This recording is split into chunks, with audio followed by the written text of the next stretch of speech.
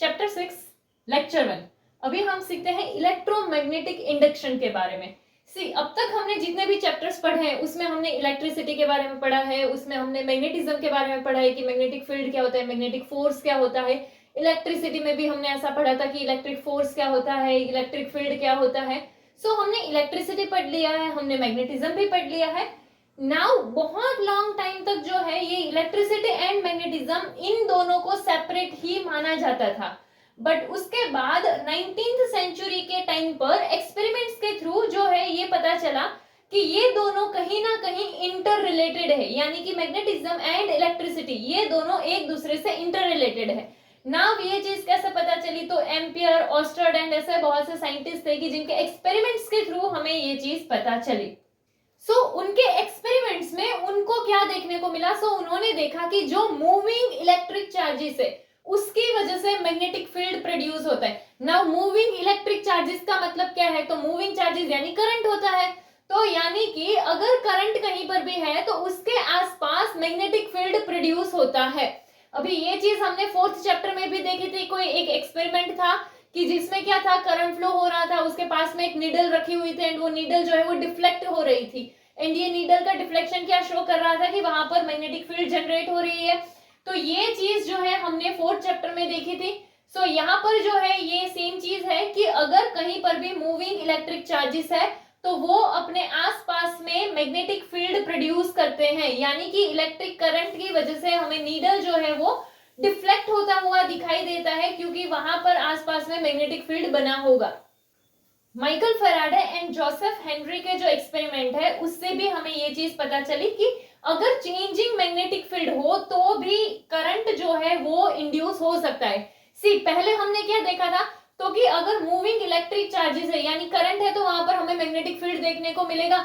Now secondly जो है क्या चीज हमें देखने को मिली कि अगर चेंजिंग मैग्नेटिक फील्ड है तो फिर करंट भी इंड्यूस हो सकता है, यानी कि moving charges magnetic field create करेंगे, changing magnetic field current induce करता है। ये जो changing magnetic field current induce करता है इसे हम क्या बोलते हैं, इसको हम बोलते हैं इलेक्ट्रोमैग्नेटिक इंडक्शन। यानी कि जहां पर तुम्हारा चेंजिंग मैग्नेटिक फील्ड है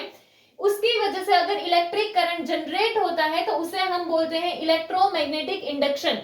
इसके अलावा एक फैराडे की डिस्कवरी थी कि जिसमें एक लूप था एंड एक बार मैग्नेट था, इन दोनों के रिलेटिव मोशन से एक स्मॉल करंट प्रोड्यूस होता था। यहाँ पर भी यही चीज जो है वो पता चली कि इलेक्ट्रिसिटी एंड मैग्नेटिज्म दोनों एक दूसरे से इंटर रिलेटेड है। नाउ इलेक्ट्रोमैग्नेटिक इंडक्शन ये बहुत ही ज्यादा प्रैक्टिकल इंपॉर्टेंस वाला थियरी था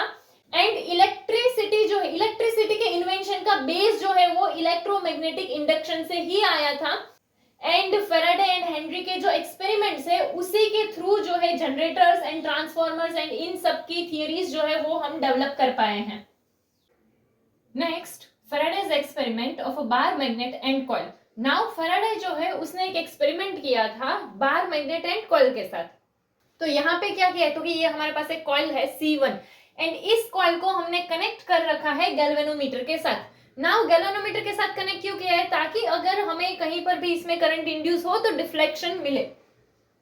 नाउ यहाँ पर दूसरा क्या है, तो कि यहाँ पे एक बार मैग्नेट जो है वो रखा हुआ है एंड यहाँ पर बार मैग्नेट का ये क्या है, नॉर्थ पोल। अभी हम क्या करते हैं, तो कि हम इस मैग्नेट जो है उसे मूव करते हैं, मतलब मैग्नेट को पहले हम इस साइड लेकर जाएंगे तो क्या होगा, तो कि हमें जो है गैल्वेनोमीटर में डिफ्लेक्शन देखने को मिलता है। बट फिर अगर वही हम मैग्नेट को इस डायरेक्शन की जगह ऐसे लेकर आए तो क्या होता था, तो कि जो हमें गैल्वेनोमीटर में डिफ्लेक्शन देखने को मिलता था वो डिफ्लेक्शन का डायरेक्शन अपोजिट हो जाता है। इट्स लाइक कि जैसे बार मैग्नेट को जब हम ऐसे लेकर जाते हैं, गैल्वेनोमीटर का पॉइंटर अगर ऐसे डिफ्लेक्शन शो कर रहा है तो जब हम ऐसे लेकर जाएंगे तो वो फिर ऐसे डिफ्लेक्शन शो करेगा। तो यानी कि जब हम इसको इधर लेकर जाते हैं तो डिफ्लेक्शन देखने को मिलता है, बट जब ऐसे दूर लेकर जाते हैं तो पॉइंटर का डिफ्लेक्शन का डायरेक्शन बदल जाता है। इसके अलावा अगर हम देखें तो अगर इस मूवमेंट को हम फास्ट कर दे, ये जो है कि हम मैग्नेट को इधर ऐसे लेकर जाते हैं, इसको हम फास्ट कर देंगे तो जो डिफ्लेक्शन है वो भी हमें ज्यादा देखने को मिलता है। एंड इसी चीज में कि यहाँ पर जो है कि जब हम ऐसे लेकर जाते हैं तब जो पॉइंटर का डिफ्लेक्शन देखने को मिलता है एंड जब यहाँ लेकर आए तो डिफ्लेक्शन क्या, तो कि अपोजिट डायरेक्शन में देखने को मिलता है। ना ये अपोजिट डायरेक्शन का डिफ्लेक्शन क्या शो करता है, तो कि वो शो करता है करंट का रिवर्स हुआ डायरेक्शन, यानी करंट का डायरेक्शन बदल गया होगा ऐसा शो करता है। अभी ये जो है ये हमारा मैग्नेट ऐसा था, बट अगर हम इस मैग्नेट को बदल दे इन द सेंस इसके पोल्स बदल दे कि यहाँ पर साउथ ले आए एंड यहाँ पर नॉर्थ ले आए, तो क्या होगा, तो हम जब मैग्नेट को इधर ऐसे लेकर जाएंगे तो पहले साउथ पोल होगा, तो इसीलिए इसमें भी हमें डिफ्लेक्शन देखने को मिलेगा, बट इसमें जो डायरेक्शन में डिफ्लेक्शन देखने को मिलता था उसकी अपोजिट डायरेक्शन में हमें डिफ्लेक्शन देखने को मिलेगा। एंड उसका रीजन क्या है, तो कि पोल्स बदल गए हैं इसीलिए। बाकी डिफ्लेक्शन सेम वे से इसमें जैसा देखने को मिला वैसा ही मिलेगा, बट डायरेक्शन जो है वो बदल गई होगी। अभी नाउ सपोज कि जो है हम मैग्नेट को स्टडी कर दे तो क्या होगा, तो जब हमारा मैग्नेट स्टेशनरी हो जाएगा तो इसमें भी डिफ्लेक्शन देखने को नहीं मिलेगा। इसका मतलब क्या हुआ, तो कि यहाँ पर सी जब हम मैग्नेट ऐसे मूव करते हैं तो चेंजिंग मैग्नेटिक फील्ड होगा कि जिसकी वजह से यहाँ पर करंट इंड्यूस हो रहा है, बट जैसे ही हमने स्टडी कर दिया तो चेंजिंग मैग्नेटिक फील्ड नहीं है और इसीलिए करंट नहीं होगा, तो इसमें हमें डिफ्लेक्शन देखने को नहीं मिलता है। नाउ सपोज कि अगर हम इस मैग्नेट को स्टडी रखते हैं, बट ये जो कॉइल है इसे हम मूव करते हैं, यानी क्या, तो कि मैग्नेट तो यहाँ पर इस कॉइल को अगर हम ऐसे एंड ऐसे मूव करते हैं तो भी हमें जो है गैल्वेनोमीटर में डिफ्लेक्शन जो है वो सेम वे के हिसाब से देखने को मिलेगा। सो इस पूरे एक्सपेरिमेंट का कंक्लूजन क्या निकला, तो इसका मतलब ये है कि इन दोनों के बीच का रिलेटिव मोशन जो है उसकी वजह से हमें क्या देखने को मिलता है, हमें इलेक्ट्रिक करंट कॉइल में देखने को मिलता है। यानी अगर मैं मैग्नेट को यहाँ से यहाँ लेकर जाऊं और मैग्नेट को मूव करूं, या फिर अगर कॉइल है, कॉइल को अगर हम मूव करें तो हमें दोनों में ही जो है डिफ्लेक्शन देखने को मिलेगा। यानी दोनों के ही ये जो है कि रिलेटिव मोशन में हमें यहाँ पर इंड्यूस करंट देखने को मिलता है। एंड इसके अलावा कि जब ये जो मूवमेंट करा रहे हैं उसका डायरेक्शन अगर हम अपोजिट कर देते हैं तो फिर क्या होता है, तो उस टाइम पर हमारा जो इंड्यूस्ड करंट है उसका भी डायरेक्शन रिवर्स हो जाता है। तो मैग्नेट में ऐसा होगा, सेम कॉइल में भी ऐसा होगा। अगर हम कॉइल का मूवमेंट जो है ऐसे दूसरी साइड करते, मतलब कॉइल को यहाँ लेकर आएंगे एंड यहाँ लेकर आएंगे, तो इसमें करंट का डायरेक्शन रिवर्स हो जाएगा। तो इसका मेन पॉइंट था वो क्या था कि जब हम मैग्नेट को मूवमेंट कराते हैं तो फिर हमें इसमें करंट इंड्यूस होता हुआ दिखाई देता है, गैल्वेनोमीटर में डिफ्लेक्शन दिखाई देता है, बट जैसे ही हमारा मूवमेंट का डायरेक्शन बदलेगा करंट का डायरेक्शन बदल जाएगा, यानी कि जो डिफ्लेक्शन है वो भी अपोजिट डायरेक्शन में आ जाएगा। एंड अगर हम नॉर्थ पोल को लेते हैं तब ऐसा होगा, तो साउथ पोल में हर एक जगह पर उसकी अपोजिट डायरेक्शन में हमें देखने को मिलेगा डिफ्लेक्शन। एंड अगर हम मैग्नेट को स्टेशनरी रखेंगे तो हमें डिफ्लेक्शन देखने को नहीं मिलेगा, बट अगर हम मैग्नेट को स्टेशनरी रखने के साथ कॉइल का मूवमेंट करते हैं तो उस टाइम पर भी हमें जो है करंट इंड्यूस होता हुआ दिखाई देगा। Next, Faraday's experiment of two coils. See, इससे पहले वाले जो एक्सपेरिमेंट में हमने देखा था उसमें क्या था, एक कॉइल थी एंड एक बार मैग्नेट था। नाउ यहाँ पर क्या है, तो कि यहाँ पर दोनों ही कॉइल है, एक कॉइल है C1 एंड एक कॉइल है C2। ठीक है, नाउ यहाँ पर क्या है, तो कि C1 को हमने किससे कनेक्ट कर रखा है, तो कि C1 को हमने कनेक्ट किया है गैल्वेनोमीटर से, एंड ये जो C2 है उस C2 को किससे कनेक्ट किया है, उसे कनेक्ट किया है हमने बैटरी से। सो नाउ क्या, इसको बैटरी से कनेक्ट किया यानी कि इसमें करंट फ्लो हो रहा होगा, तो जो हमारा C2 वाला कॉइल है उसमें एक स्टेडी करंट है। नाउ ये जो करंट है, तो करंट के आसपास मैग्नेटिक फील्ड बनेगा, तो इसीलिए ये स्टेडी करंट के आसपास यहाँ पर हमें एक स्टेडी मैग्नेटिक फील्ड देखने को मिलता है। यानी कि ये C2 वाले कॉइल में क्या है, तो कि यहाँ पर करंट है, एक स्टेडी करंट है एंड एक स्टेडी मैग्नेटिक फील्ड है। नाउ क्या होगा, तो कि ये जो C2 वाला कॉइल है हम इसको करते हैं मूव, हम इसको ये C1 की साइड अगर लेकर जाते हैं, तो C1 को कनेक्ट किससे किया था, गैल्वेनोमीटर से, तो यहाँ पर ये गैल्वेनोमीटर जो है वो हमें डिफ्लेक्शन दिखाएगा। जैसे ही हम इस कॉइल को ऐसे मूव करेंगे इस साइड, तो गैल्वेनोमीटर जो है वो हमें डिफ्लेक्शन शो करता है।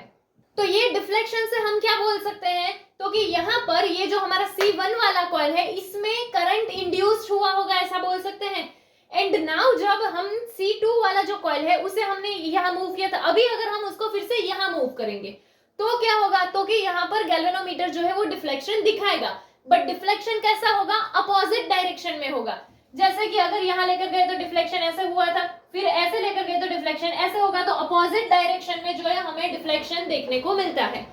इससे पहले बार मैग्नेट वाले एक्सपेरिमेंट में भी हमने यही देखा था कि मैग्नेट को जब इस साइड लेकर जाते हैं तो डिफ्लेक्शन देखने को मिलता है, फिर जब ऐसे लेकर गए तो अपोजिट डायरेक्शन में डिफ्लेक्शन देखने को मिलता था। यहाँ पर सेम चीज है कि कॉइल है, हम कॉइल को ऐसे लेकर गए तो डिफ्लेक्शन देखने को मिला, जब ऐसे दूर लेकर गए तो अपोजिट डायरेक्शन में डिफ्लेक्शन देखने को मिला।